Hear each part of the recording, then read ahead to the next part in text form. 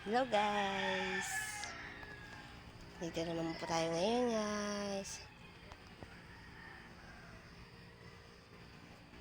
Katambay tayo muna ngayon guys dito sa duyan. Dahil wala naman tayong gagawin. Dito tayo muna ngayon. Tambay muna tayo ngayon sa duyan-duyan. Magduyan-duyan muna tayo.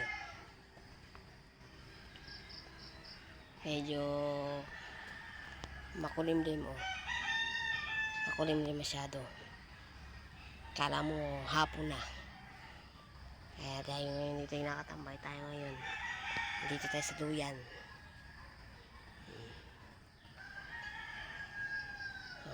Saradong ang bahay ng tita ko. Ayan.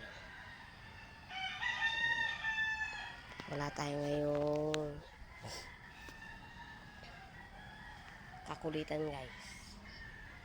Tayo lang dito sa duyan. Ang hirap ng walang kakwentuhan guys. Gagawa na lang tayo ng para may gawin tayo. Hindi habang nakatambay tayo dito, hindi nagkakape tayo. Ayan. Umuusok-usok pa yan. Dito tayo kasi ngayon nakatambay.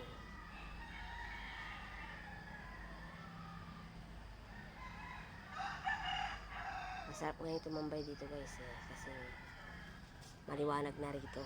Hindi katulad ng dati na may bumabagsak sa'yo. Malinis na rito oh. Nilinis na natin.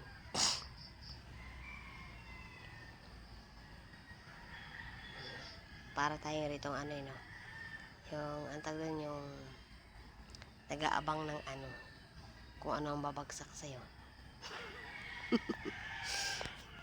Kung ano ang babagsak sa atin. Mamaya bagsakan ako dito.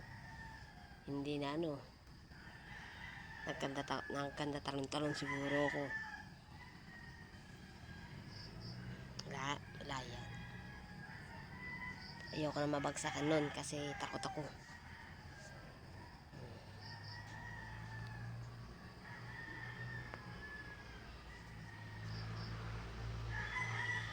Baka pagdating sa mukha mo, nangatingin na yung mukha mo, di puro pantal na yung mukha mo. Pag nalaglagang ka nun. Pag ako pa naman yung magkamot, grabe magkamot. Namumula talaga noo ko.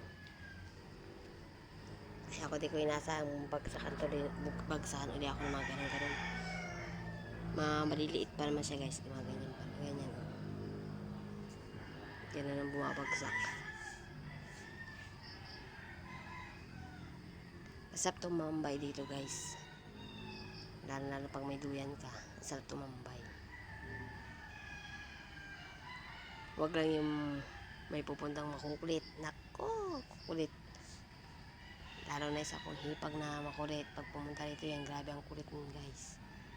Kaya pag tumatambay yan dito, hindi pwede walang kape. Ito lang, magtitimpla tayo ng kape. Ngayong ilang araw na kami hindi nakatambay dito. Dati, tumatambay kami dito sa labas ng gabi.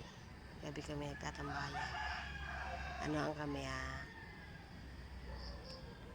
Kami sa kape. Kunwari, ako ngayong gabi, sagot ko kape pati tinapay. Parang style ng merienda, di ba? Kaya sabi ko sa kanya, pag doon kami sa kanya, maghanda na rin siya ng tinapay, tsaka kape. Doon naman kami sa kanya tatambay. Pero umaga kami tatambay sa kanya. Kasi pag gabi, dito sa akin. O, diba? Meron ng kakwentuhan sa gabi. Yan ang naming maghipag. Kasi hindi na kasi ako lumalaboy ng bahay. Aalis man ako guys ng bahay. Yan, kunwari may gagawin ako. Yan, mag-video ako yan. Aalis ako.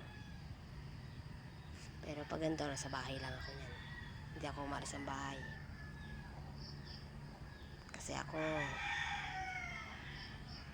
ang gusto ko hanggang sa bahay, magkalikot-kalikot ng kung ano-ano.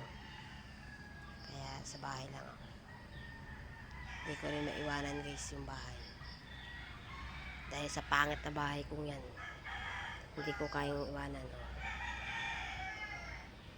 Diba guys, nakita niyo naman yan, diba? Pangit na yung pangit ang bahay ko.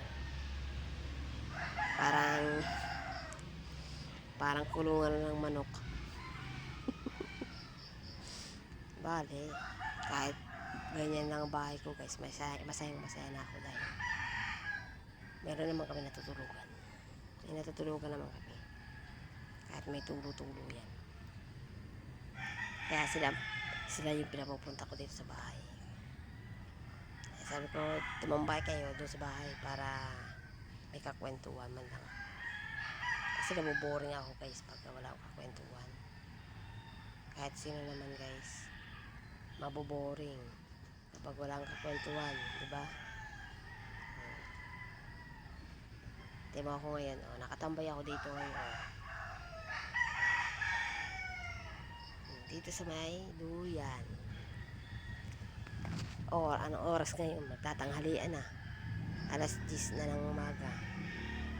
Hindi dito pa ako sa duyan. Pero may tilaok, parang manok. Bale, hindi naman nawawala yan. Kahit nga tanghali, merong nagtitilaok ng manok. May ingay talagang mga manok. Ayan guys. Hanggang dito na lang. Isinare ko lang itong video ko dahil wala tayong magawa guys eh. Dahil tapos naman tayo sa gawaing bahay natin, wala tayong magawa, nakatapay lang tayo dito ngayon. Kaya isinare ko itong aking video na nakaduyan muna ako hanggang mangawit ang barakang ko dito sa duyan. Mamaya nga tulog na ako dito. Yan. Hanggang dito na lang guys. Teka lang, yung kape ko baka malamig na. Hindi na ako nakakahigop. Kasi sobrang kadaldalan ko, nalimutan ko ng ulam ng kape.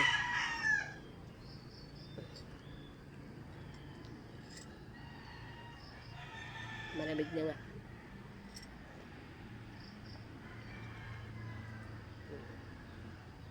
Malamig na yung aking iniinom. Kanina pa yan dyan naka-steady. Hindi ko pinapansin. Yan. Hanggang dito lang guys. Isinare ko lang po itong video ko dito po sa aking duyan na tinatambayan. Okay, ano na lang po, shout out na lang po sa inyo lahat, sa mga nasa masubayba po at nanonood po sa vlog ko. Thank you very much po, and God bless. Bye bye.